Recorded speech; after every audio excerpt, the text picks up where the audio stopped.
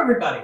I hope everyone's having a wonderful day. So we're going to be picking up things from last day. So last day I started talking about hashing. Now remember, the whole idea when we were implementing a dictionary, remember, yes, it has put, get, and remove as our primary operations. And we've seen some data structures we can have for like a linked list, a sorted array. We talked about some different ways of implementing a dictionary in those two cases. And we ran into this problem where we kept having to scan through elements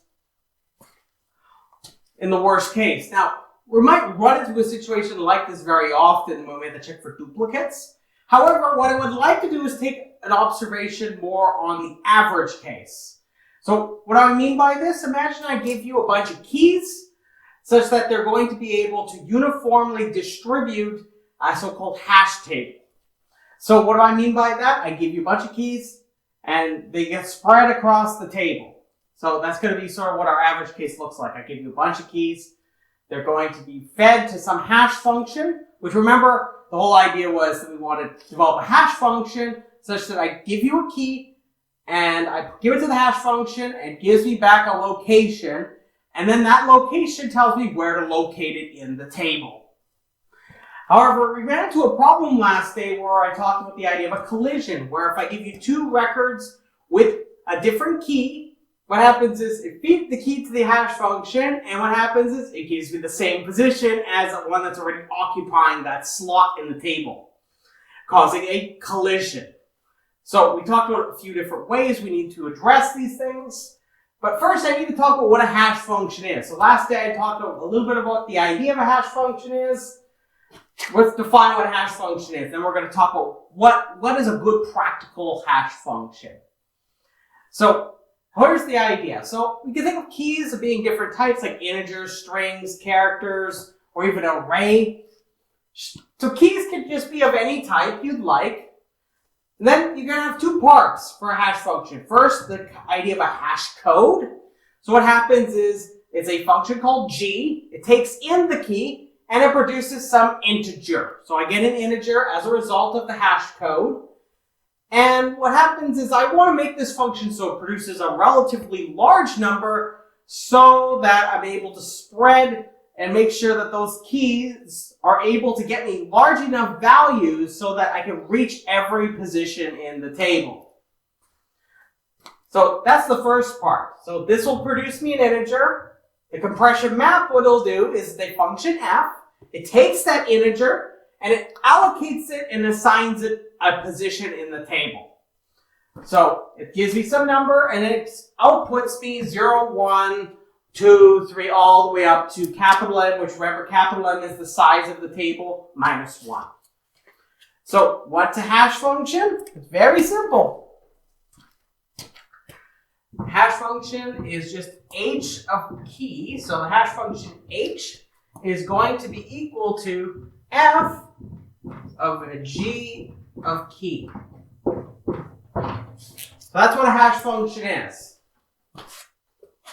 So h of key, it's just simply f of g of key. So you perform the hash code, gives you back a number. That number is fed then to f, the compression map, and it produces me a position in the table. That's what a hash function is. So let's talk about the hash code. We're going to talk about how exactly do we create this hash code, because it seems to be a rather important step in this process.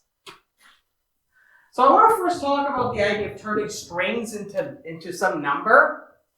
So let us consider a string s and convert it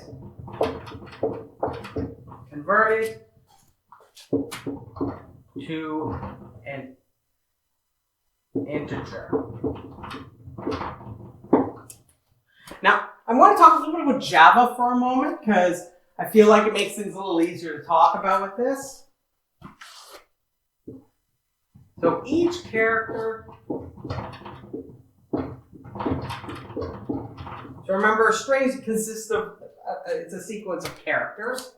Each character in S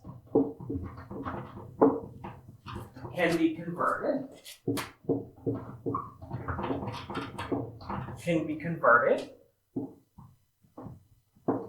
into an integer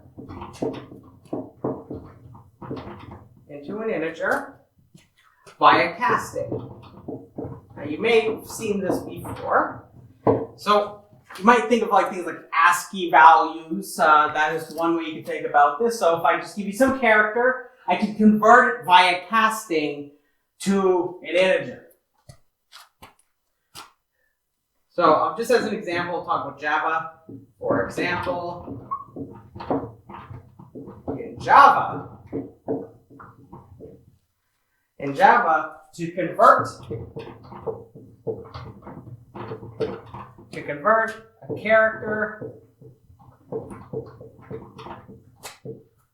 a character, at position I in S can be done as follows. Okay, so there's two steps. First, I just need to retrieve the character at a given position in the string, and then I do what? I perform the casting, right? So in Java, all you do is I create a type char C, and I can take advantage of a method that strings have in Java called char@. So it abbreviates character at, and you can feed it position I. So that's line 1. You might remember, you can be a little bit more clever than I am here. And then I'm going to have int value. It's going to be assigned, I'm going to cast C as an integer. And we're done. So this is how you would convert a character to an integer. So here's the game plan. Then we can apply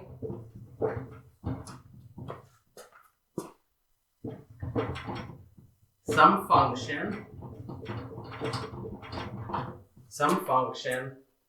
to produce a single integer.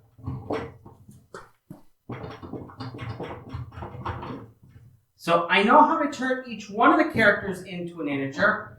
What I'm going to do is turn each one of these characters into an integer and use those integers to produce a single integer. So that's going to be the job of the hash code. Does everybody understand the plan? So here's the first attempt that we're going to give. So I want you to think about how you can come up with a hash code. So what's the first thing you might think of trying to do? Let's think about this. I have each one of the characters in the string. I can convert them to an integer. So what do I need to do? So the first idea that you might think of is just to add all those integers up and just give you back the number. So here's a first attempt. So imagine my hash code is going to be G of, and I imagine I have my characters CK minus 1, CK minus 2, all the way to C1, C0. So notice I've just listed them in the reverse order. It becomes a little bit easier when you think about it from left to right as right to left. You'll see when we actually write down the algorithm for whatever we eventually get. It doesn't matter too much. So here's a first attempt.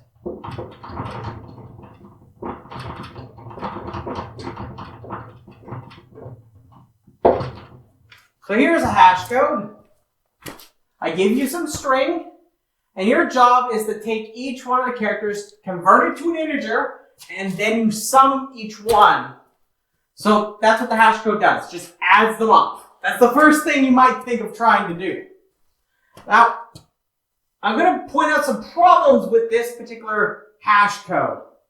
So I'm going to say, this is not a good hash code.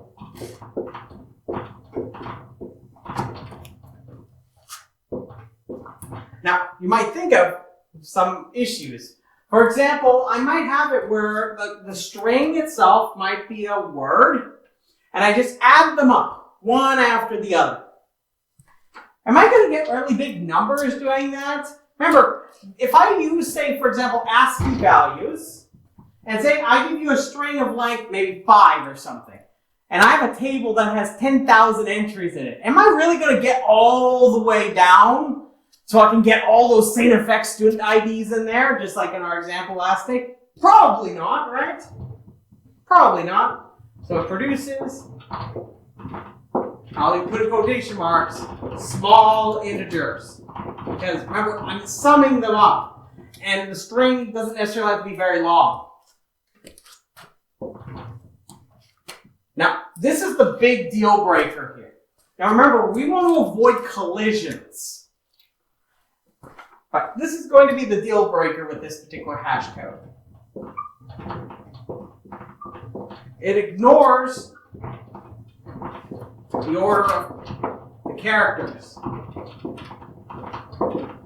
So, when I put my number in, and now this is where it's going to become, you're going to see very quickly how this is going to be a very poor hash code. So if I give you the word stop, for example, if I feed this to this hash code, I get a number. What's that number? Well, it's going to be the sum of each one of these characters turned to an integer. What other ones have the same value? Wow, this is going to be a problem. Because, see, for example, you have pots. Like you have some pots in your drawer. Maybe you want to make some mac and cheese or something. This is going to have the same value, right? Because all I'm doing is I'm just summing across each one. Okay, how about this? Tops also is going to give you the same value, right? And spot is as well. Why? Because these are all permutations of the same word. And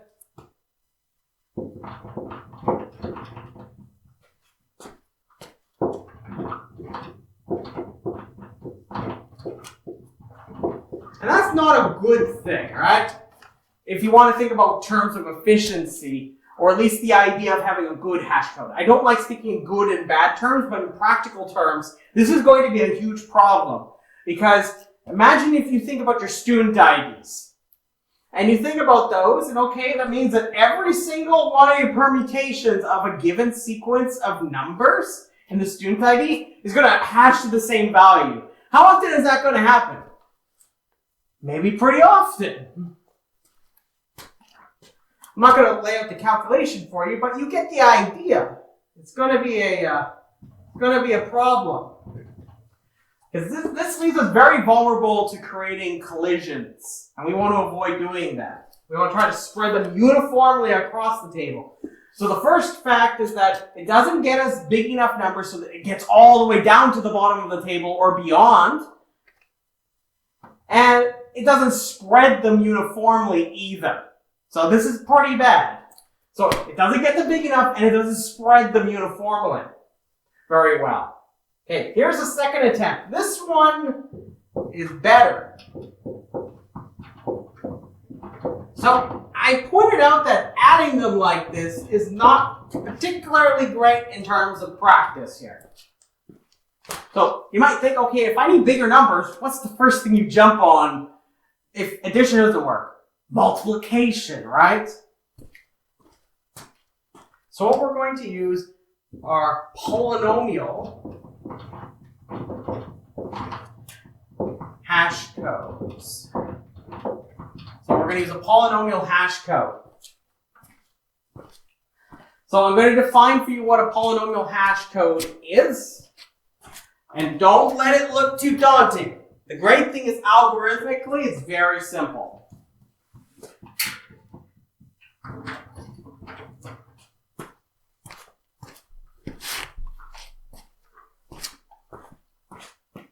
So let string s equal ck minus 1, ck minus 2, c1, c0. So I have my string. Each character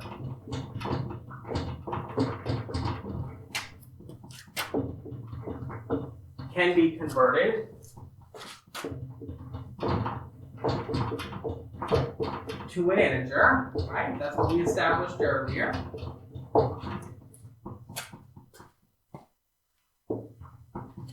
So what we're going to do is we're going to use those numbers as coefficients to some polynomial. So use these numbers as coefficients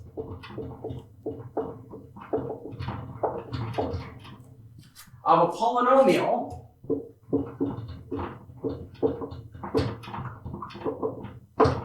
of the following form. So I'm going to give you g of s. So remember, this is the hash code. I have int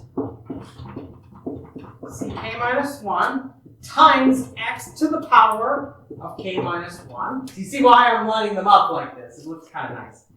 Okay. Plus int ck minus 2 times x to the power of k minus 2 plus all the way down to int, so casting c1, going to multiply that by x to the power of 1 plus int c0. So this is what a polynomial hash code looks like. So all you do is you just take each one of your characters in the string, you turn them into a number, it becomes the coefficient of a polynomial. So what happens is you take each one of these, you can effectively put it into an array if you want, or you can access them directly. As you're going to see, we're going to have a nice efficient way of calculating the polynomial hash code. So I don't want to spoil it quite yet. Now, you might ask what x is. I haven't told you what x is. Now, x is nice. This is where some of the practical aspects of this course come into play. Very often, you have to talk about some experimental ideas here. I'm not going to get into too many details of why things are the way they are. But according to Goodrich et al., so this is the text that I recommended at the first lecture. So the text, they recommend the following for x. 33, 37, 39, 41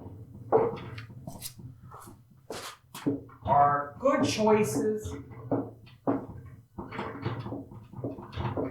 for x. Now, just because I have to be dramatic, I'm going to read to you what they had determined. So they experimentally determined it. Their experiments were done over a list of 50,000 English words formed as a union of the word lists, provided in two variants of Unix. They were provided fewer than 7 collisions. So, pretty nifty, eh? I have to be dramatic like that sometimes. It makes things fun. Now, I should also mention that Java's... So if you're ever looking for an appropriate x, Java actually has a hash code function that does compute a given hash code for you. So if I use Java's string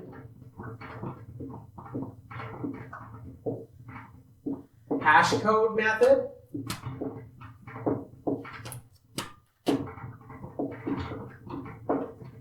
uses 31 for x.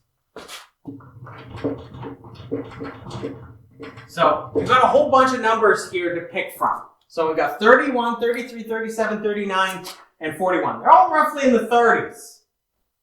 So these are some pretty good selections for what x could be. The point is, it's just some constant.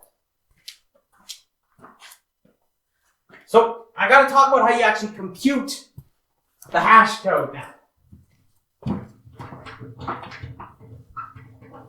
What we're going to do is I'm going to take advantage of a really nice method for computing polynomials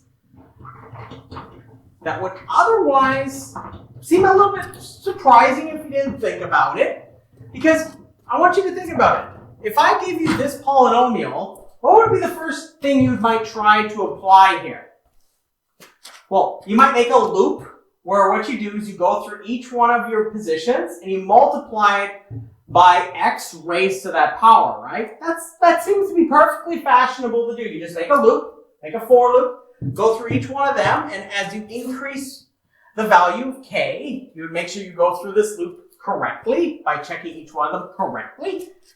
You perform the multiplications, right? Here you perform one, you just multiply these, then you would multiply like x squared, you'd have x times c2 converted to an integer, and so on. That's one naive way of computing a polynomial. I'm going to show you actually there's a clever way of dealing with these multiplications. So to compute the polynomial hash code, we will use a variant of Horner's method.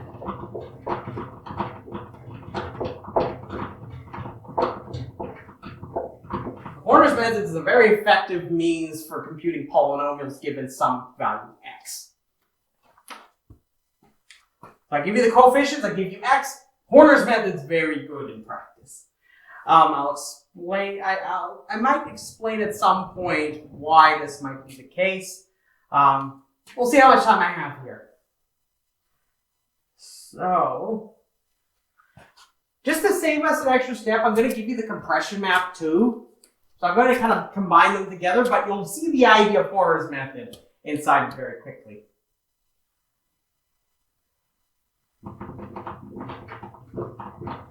The hash function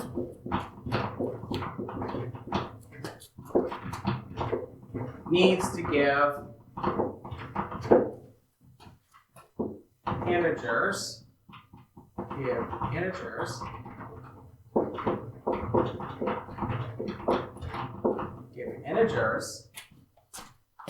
from 0 to m minus 1. So we introduce the compression map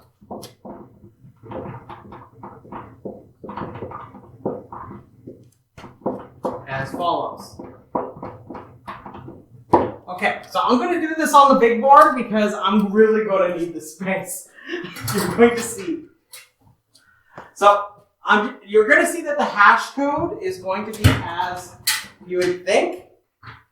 But I'm just going to include the compression map as a part of it. But I'm going to show you what Horner's method does. And then you'll see how we're going to write it up in pseudocode. It's deceptively simple. You think, hey, look, I could have easily come up with this. And believe it or not, and actually, I'll mention it here, seeing as I said, I'll talk about multiplications. Horner's method, actually, you can half the number of multiplications approximately using Horner's method. However, it still has the same worst-case time complexity as just doing naive polynomial evaluation, if you assume multiplication is a simple operation. Okay, so let's talk about this. Let me grab the correct sheet of paper. I have to need it. I need my glasses on to make sure I read this right. It's really long. Okay, and I love writing this down every time. So h, remember we're talking about the hash function here.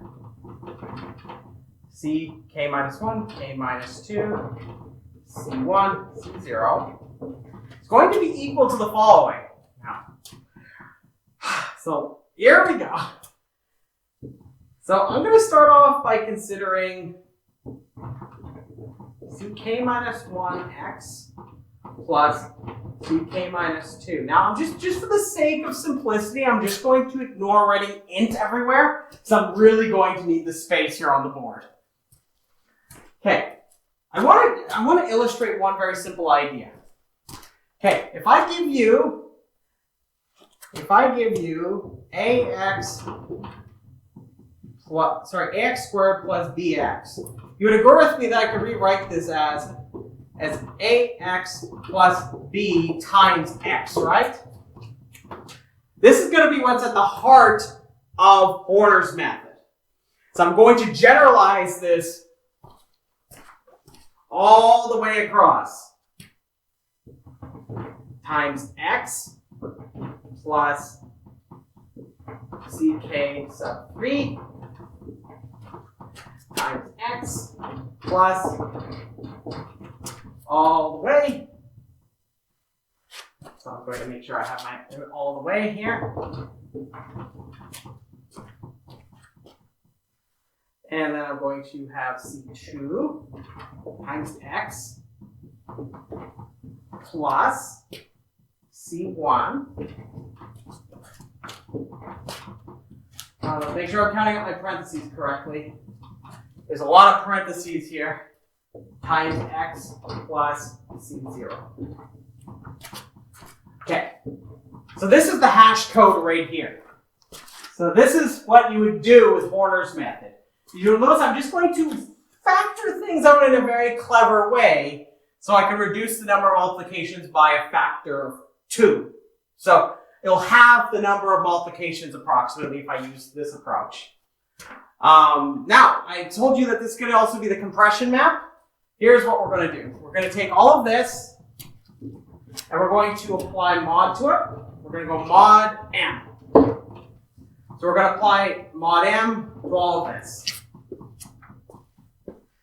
And if you know how modulus works, modulus here is the integer remainder.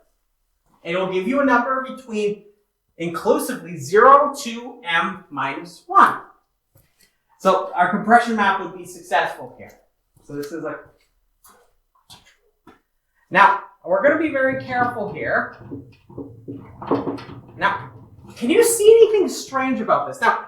Now, I should be very worried about this. How many of you recall the concept of integer overflow? You may have heard of this term. So in programming or programming languages, and even in the discussions we've had about integers, we assume that integers have some fixed size to them, right? Well, in actual computing hardware, the integers actually also have a fixed size. So if you actually were to go over the maximum amount, it might reset the value to some ridiculous number, like a really big negative number, based on the nature of how they're encoded. Or just simply won't be permitted to get that big. So we need to be very careful here because when I do these computations, the number as this gets expanded out every single time, every time I compute each one of these parentheses, is going to become a bigger and bigger and bigger number. So I need to make sure I avoid integer overflow in intermediate computation. So as I'm doing this, integer overflow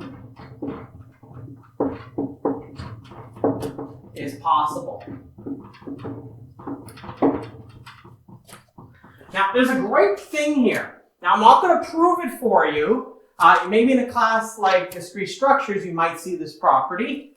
But believe it or not, multiplication and addition carry over mod. So you can actually take terms in terms of mod, and you can distribute them over addition or multiplication, providing you take the mod after, just like I have here. So we're going to take advantage of this property of the modulus. This is not a problem. This is not a problem. Apply mod for each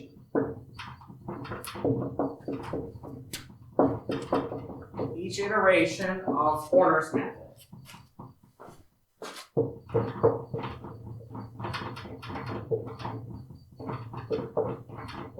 So what do I mean? I mean, when you perform this computation here, when you're done this, you're going to mod it by m. Then what happens is the next iteration, you'll compute what this number is times x plus this. You're going to mod m again. You're going to mod m each time. That's all I'm saying. So now let me write down Horner's method, or at least the variant of Horner's method we're talking about here. Now you're going to see that this is actually surprisingly simple. It might make you convinced not to use the naive method. So let me write down the algorithm. So the algorithm, I'm just going to call this hash function. Remember, this isn't I'm giving you both the hash code and the compression map. The hash code is just this before the mod m. But I'm putting it all into a nice package here so that we can use it. So for example, if I were to ask you to implement this, you could actually implement this without having to break it into pieces.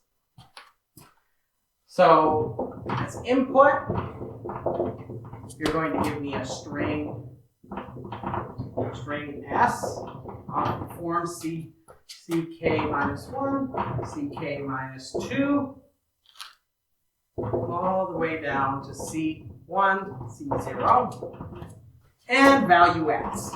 So you give me what are going to ultimately end up being our coefficients and this x value. Remember, we talked about appropriate values for x. You would oftentimes in practice try different x values and see which ones tend to work really well or perform decently.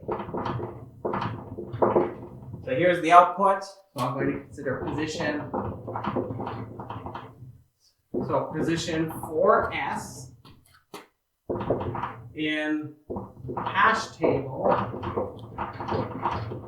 of size capital M. So I'm going to assume I have access to M.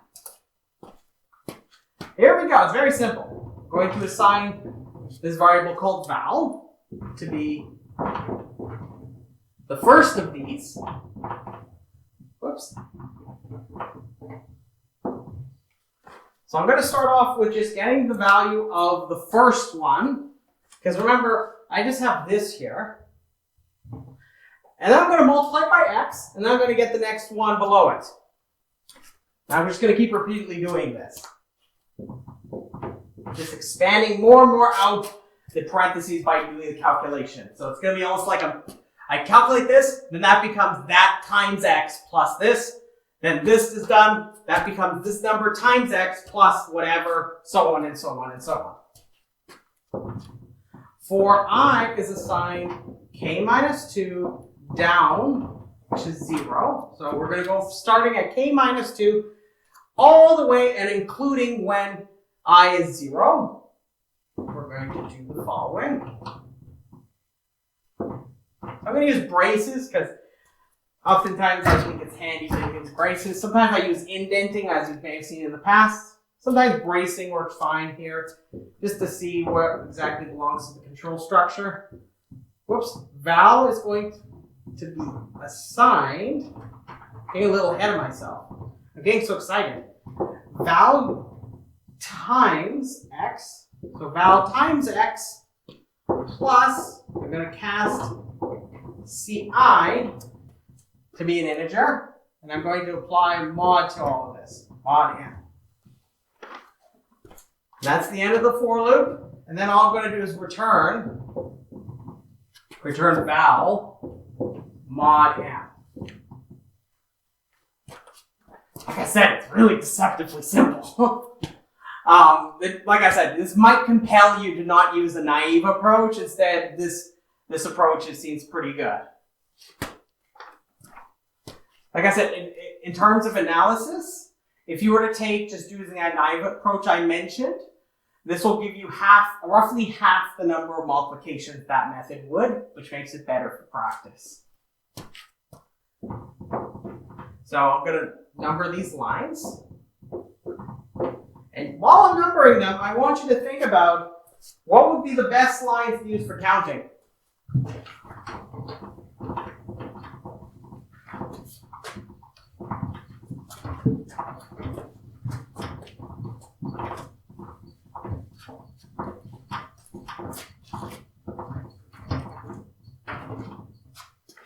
Okay.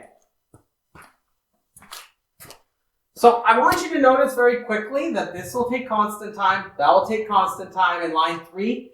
This computation here takes all constant time because the multiplication takes constant time, the addition of these two takes constant time, and mod also takes constant time. It is a operation you can effectively, for our assumptions, takes constant time because you can assume the numbers fit. So what am I going to do? I'm just going to count them all up because why not? It's very simple. Lines 1 and 4. By the way, I like to do this sometimes so that you see a broad range of how we do the analyses. This time I'll just count them all. Lines 1 and 4 take constant time. I'll call that C. Line 3 takes C prime time. Or C, this is another constant. Takes another constant. Now, what we need to count is really how many times line 2 occurs in relation to line 3. Line 2 takes C prime times what? Okay, I start off at K minus 2, and then I go all the way down to 0, so it includes 0 as well.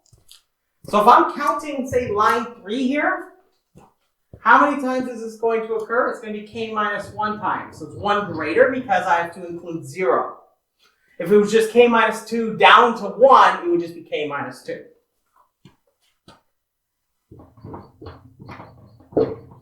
Okay, so the overall time complexity. You'll see that this algorithm is very stable. It doesn't, you'll notice that I didn't really, there's nothing really much to analyze in terms of best, worst, average. It's just, okay, well, all these cases you're going to have to do all this work anyways. But you could count that as worst case. You just say, in the worst case, the algorithm performs all iterations of the loop, and then it returns its value. It's nothing too complicated. So the time complexity.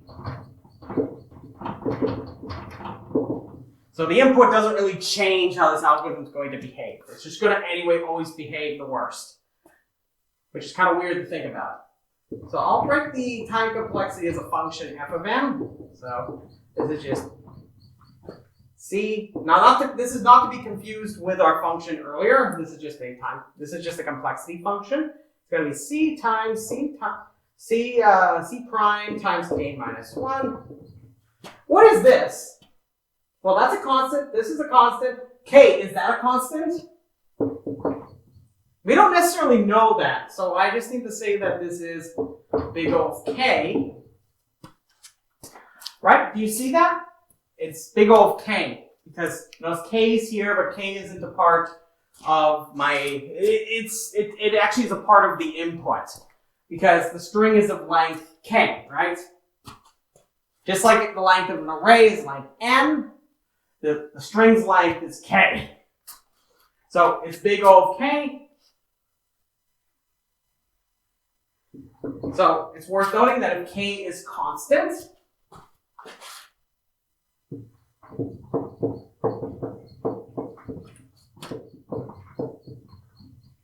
so if K is constant, then it's K's constant time. Woo! We got it. We got a constant time function. So assuming the length of our strings is constant, so for example, if we think about all the possible state effects student to ID numbers, they have 9 digits. So that means that the length of that string, each one of those digits, is constant.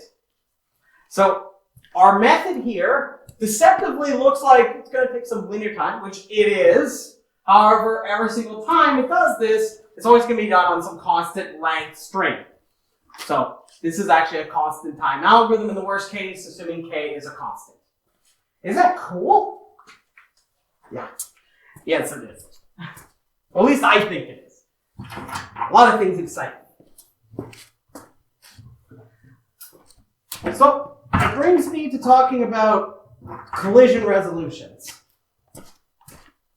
So the remainder of this, we're going to talk about the first collision resolution technique. It's one that works fairly well in practice. It has some drawbacks, which we'll talk about.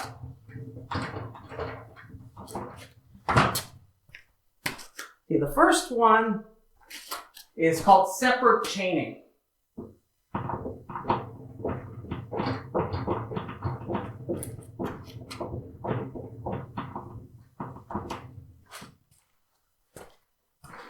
So remember my picture where I had two student IDs. They went into the hash function, they got hashed to the same position. So when I say hashed, I mean it gives me the output of the position. So I'll often call it hashing it, or hashed to that particular position. That is a real scenario, that is a collision. What do we do there? So in separate chaining, here's the idea of the collision resolution. And it's probably the first thing you might think of trying to do, and it's actually pretty good. So here's the collision resolution in separate chaining. If a collision occurs, use more memory. Very simple. So if I get a collision, all I'm going to do is I'm just going to treat it as if both were valid positions to be placing it in, by just simply treating it like they're both just sitting at the same slot by introducing something like a list or some collection. Traditionally, it's like a linked list.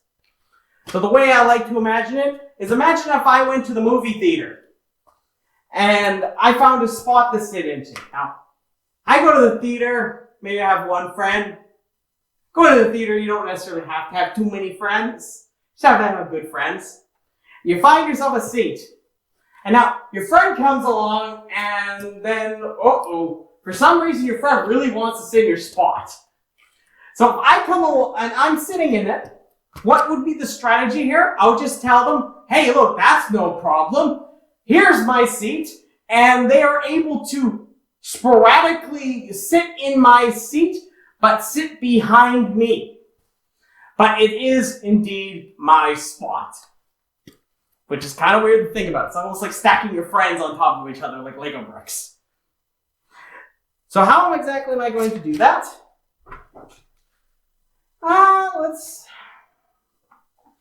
Let's talk about it. So here's what separate chaining is. So treat each entry. So you treat each entry or slot of hash table T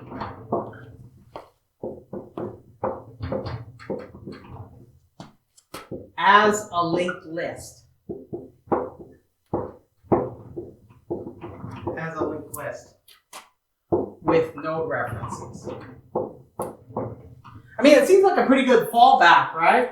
We've seen that linked list work pretty well. Why don't we just use that?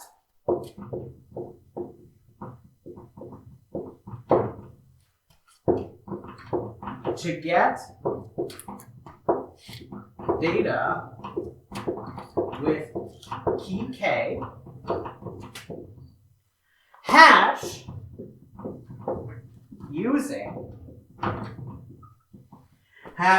using h of k, the data will be in list T sub h of k. Whoops. Square brackets were deciding to escape me. So I have T of h of k.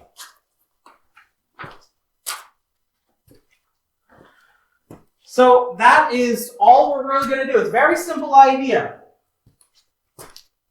So instead of looking at each entry as just a literal position where a record goes in,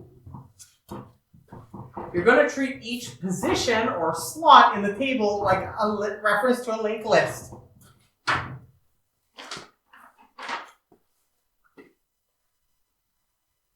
So I'm going to draw out a table here. It's going to have size 7. So capital M is going to be 7. 1, 2, 3, 4, 5, 6, 7. So I've got position 0, 1, 2, 3, 4, 5, and 6. Now, I'm going to imagine that I start off with an empty table. Now, the empty table is just going to be a bunch of null references. So I start off with an empty table, and then what I do is as follows. So imagine I give you a bunch of records that look like this. So imagine I have 21 as the first. I'm going to attempt to enter. Next key is going to be 13. 12 is going to be the next one with value B3. Then I'm going to have 7, B4, and 3 as B5. And I'm going to use the following as my hash function. So I'm going to use h of k is equal to k mod 7. Now, why is it 7? It's because just like in our hash code that I gave you before, it's capital M. Do you see that? So 7 matches the 7 there. This is to ensure that we get every one of these positions, 0 through 6, inclusively. So the idea is that you're going to imagine K being now whatever the hash code wants, okay? So these are going to be my end results that I'm going to feed as the hash function that's going to give me a position. Okay, so 21. So what's 21 mod 7? What's 21 mod 7? Well, what's 7 times 3? That's 21, right? So what happens is I say, hey, look, I've got myself a new record, and I have 21 in V1, and I have nothing after it. So I have nail right here. So I have successfully inserted my 21. How about 13? What's 13 mod 7? Well, 14 is 7 times 2, right? So it's going to be 1 less than that in terms of mod terms. So what's 14 mod 7? 0, right? So what's 13 mod 7? 6. So I put it into the position.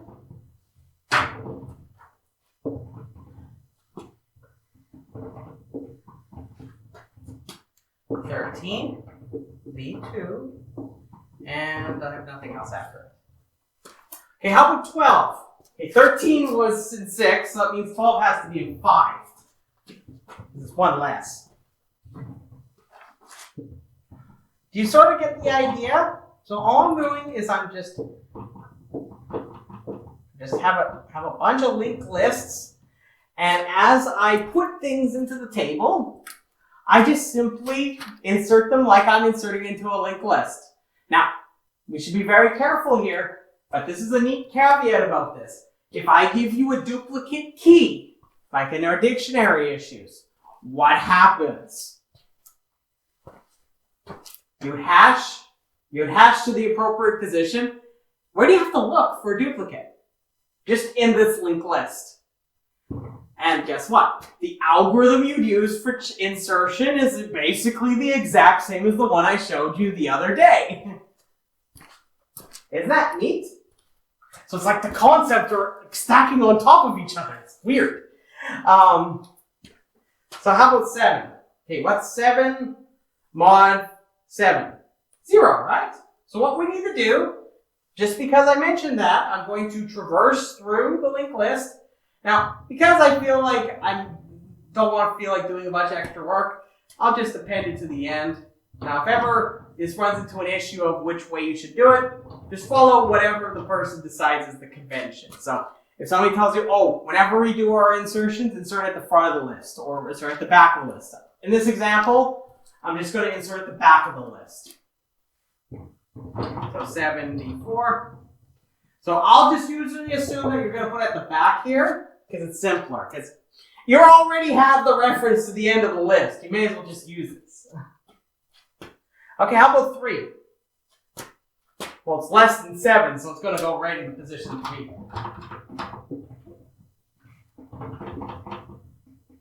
Okay, 3 and 5.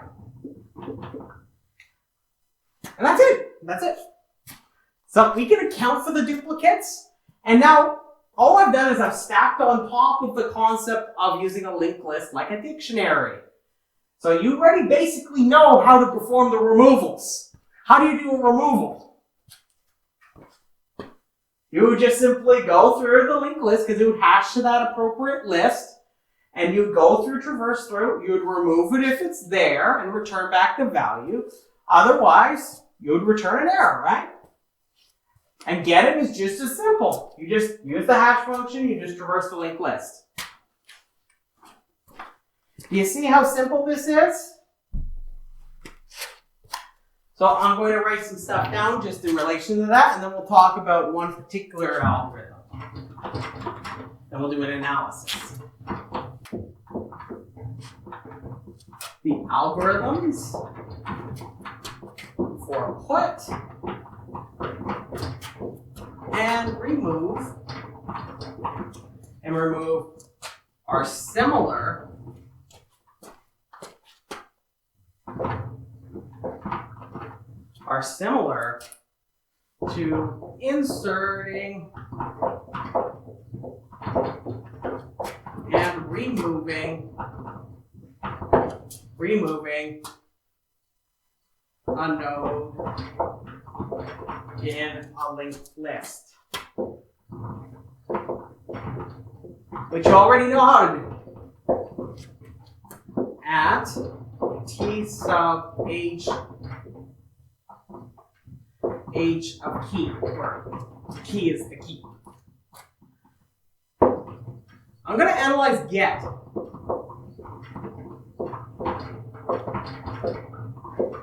We're going to analyze get. So let me write down get. So all I do is I just access the linked list head reference, which is P, and I just simply just traverse the list until this becomes equal or it hits null. Remember, if it's empty, it's just going to be null. Okay? So that's really it. Now, I think we've run out of time here today. So when we come back, we'll analyze get, and then we'll proceed from there. So thank you very much for watching, and have yourself a beautiful day.